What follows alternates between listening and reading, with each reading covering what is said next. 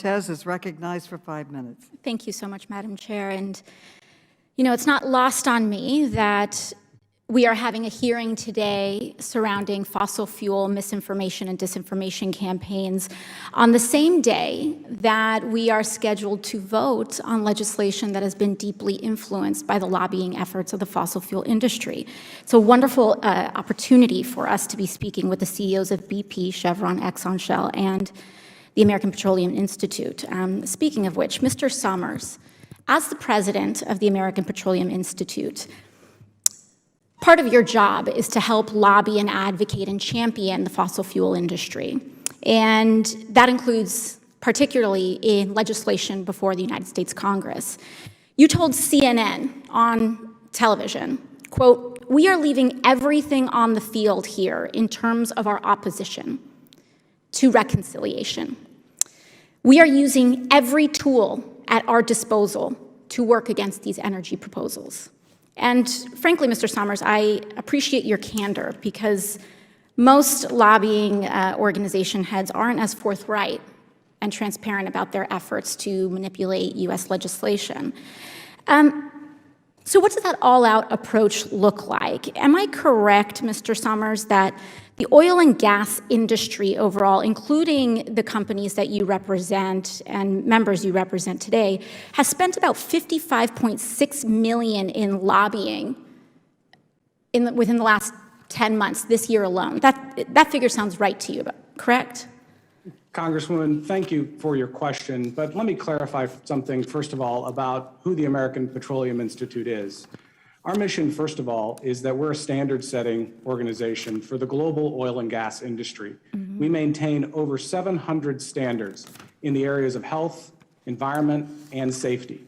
In addition to that, we advocate for the oil and gas industry. Mr. Summers, is that figure $55.6 million in lobbying funds correct or not? I have limited time. Congresswoman, I don't have those numbers at my disposal. Well, according to our disclosures, that seems to be the figure, but I will move on.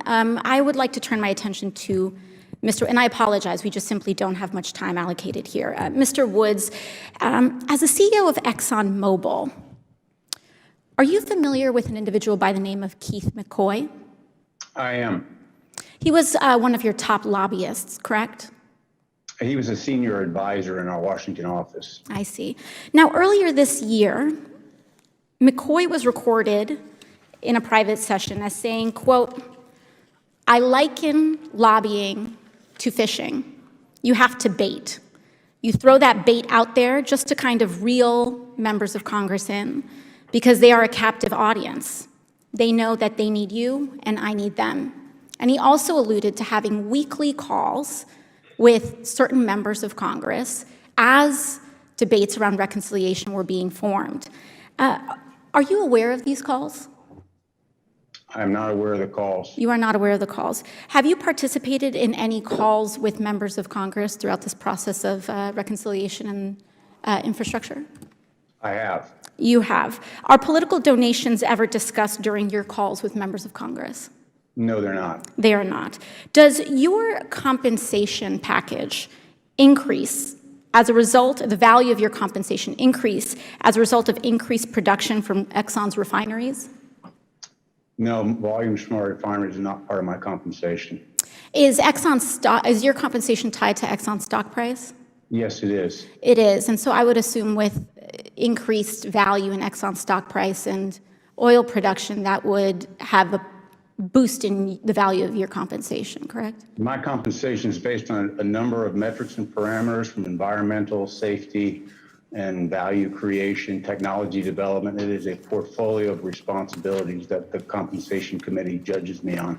Thank you very much. You know, I think one thing that often gets lost in these conversations is that some of us have to actually live the future that you all are setting on fire for us. By 2028, crop yields are already projected to begin to fail, with famine beginning to hit the world's most vulnerable populations. By 2038, current U.S. drought, fire, and extreme heat trends could potentially make whole regions of the United States unlivable if we continue the trends that lobbyists are trying have us pursue. And we have a tipping point by 2036. We do not have the privilege or the luxury of lobbyist spin. And it is incredibly important that we don't reach net zero or in some imaginary future, but that we actually cut through to carbon emissions reductions here in the United States and globally. I submit back to the chair.